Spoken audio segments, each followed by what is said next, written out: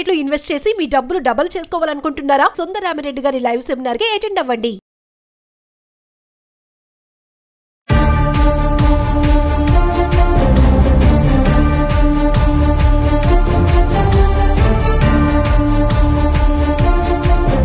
నమస్తే, welcome back to Suman TV. Present మనతో పాటు ఉన్నారు అనలిస్ట్ మందరి కృష్ణారెడ్డి గారు. నమస్తే సార్. నమస్తే అమ్మా. సార్, ట్రంప్ తీసుకునే నిర్ణయాలు కొత్తగా H1B వీసా ఫీజు విషయంలో దాని మీద ఒక గందరగోళమే నడుస్తుంది.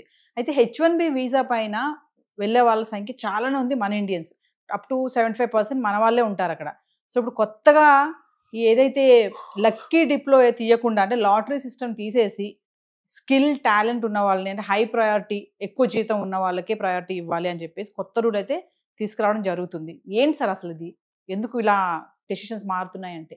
అదే మనం ఎప్పుడూ చెప్పుకుంటున్న విధంగానే ట్రంప్ వీలైనంత వరకు చెత్తను ఏరియాలనుకుంటున్నాడు. వాస్తవం చెప్పాలంటే చెత్తను అంటే దాని అర్థం అమెరికాకి పనికిరాని వ్యక్తుల్ని దూరంగా పంపించేసి పనికి వచ్చేవాళ్ళని దగ్గర తీసుకున్నాం. అంటే ఏ వ్యక్తి వల్ల బయట నుంచి వచ్చేవాడు, ఇప్పుడు అమెరికాలో పుట్టి అమెరికాలో పెరిగిన వాడైతే వాడు చెత్త అయినా మంచి అయినా ఖచ్చితంగా అక్కడ ఉండాల్సింది ఇంకో మార్గం లేదు. కానీ బయట నుంచి వచ్చే చెత్తనంతా మనం ఎందుకు భరించాలి అంటే బయట నుంచి వచ్చి ఈ దేశంలో సంపాదించుకొని ఈ దేశం నుంచి డబ్బుని వాళ్ళ దేశానికి పట్టుకుపోయేవాళ్ళు మనకు అవసరం లేదు. ఈ దేశంలో ఒకటి వాడి మేధస్సు వల్ల ఈ దేశంలో ఏదైనా ఉపకారం జరిగి ఇక్కడ కొన్ని పరిశ్రమలు లేకపోతే ఇక్కడ కొన్ని కొత్తగా ఇండస్ట్రీస్ కానీ లేకపోతే ఉద్యోగ కల్పన కానీ ఏదైనా జరగాలి.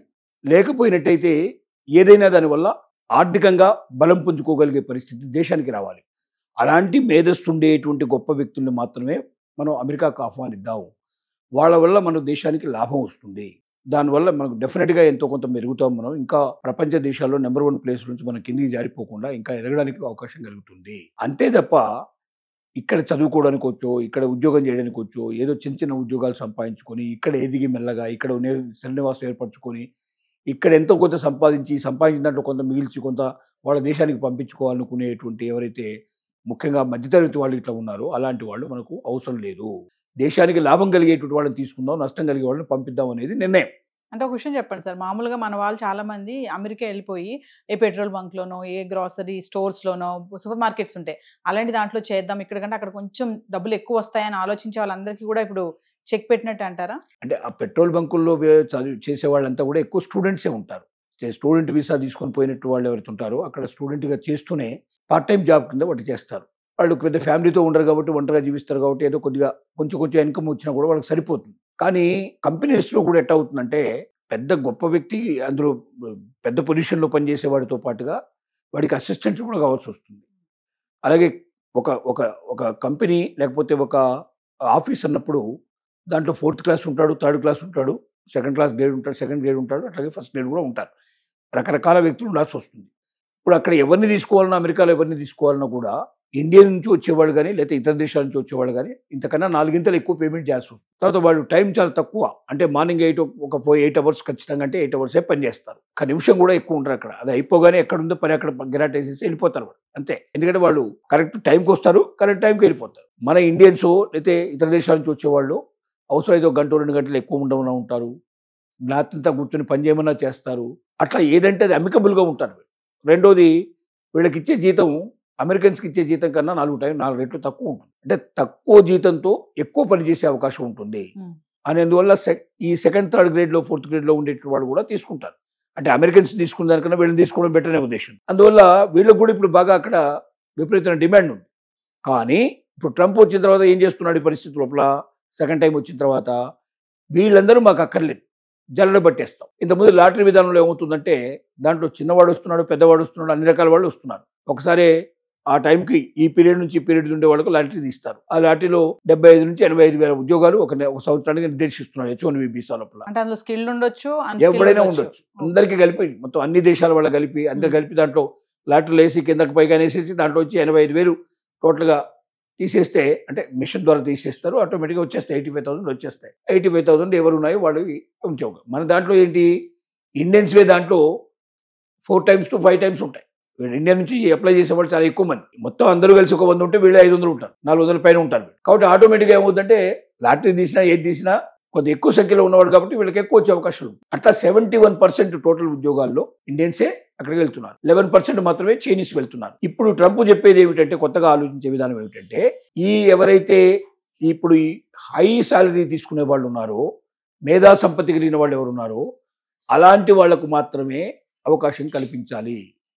వాళ్ళకి 4 సార్లు అవకాశం కల్పించితే ఒక్కసారి కింది వర్గం వాళ్ళకి ఇవ్వాలి. అలా నిర్ణయించాడు. దానివల్ల ఏమవుతుందంటే 4 times వీళ్ళకి ఛాన్స్, 1 time వాళ్ళకి ఛాన్స్ అన్నప్పుడు 1:4 లాగా వస్తుంది. అంటే 100 మందిని తీసుకుంటే 75 మందిని వీళ్ళు తీసుకుంటారు, 25 మంది వాళ్ళని తీసుకుంటారు. అంటే అప్పుడు ఏమైంది, వాళ్ళు 25% పడిపోతున్నారు. ఇంతకుముందు వాళ్ళు ఈక్వల్గా ఉండేవాళ్ళు, వాళ్ళు 50 వీళ్ళు 50 ఉండేవాళ్ళు. ఇప్పుడు వీళ్ళు 75 అవుతారు, వాళ్ళు 25 అవుతారు. మెల్లమెల్లగా తగ్గించాలి, ఒకటేసారి కాకపోయినా మెల్లగా తగ్గించాలనే ఉద్దేశం ట్రంప్కు ఉంది.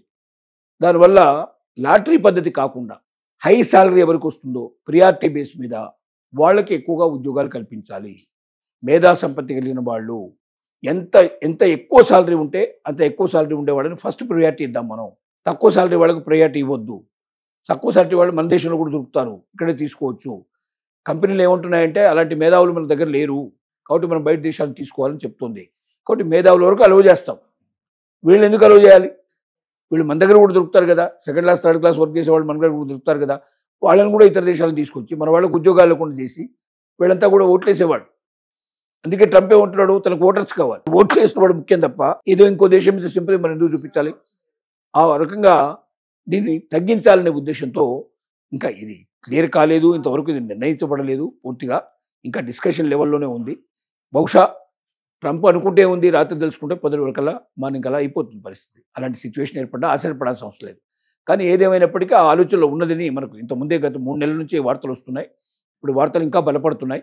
బహుశా ఏ క్షణంలో అయినా సరే ఇది అమలు జరిగినా మనం ఆశ్చర్యపడాల్సిన అవసరం లేదు. సో ఇన్ కేస్ కనుక అమలు జరిగింది అనుకోండి, స్టార్టప్ కంపెనీస్ కానీ కొత్తగా వచ్చేవి కానీ వీటికి నష్టాలు ఏమైనా జరుగుతాయంటారా? డెఫినెట్గా అమెరికాలో ఉండే కంపెనీలకు చాలా నష్టాలు అవుతాయి.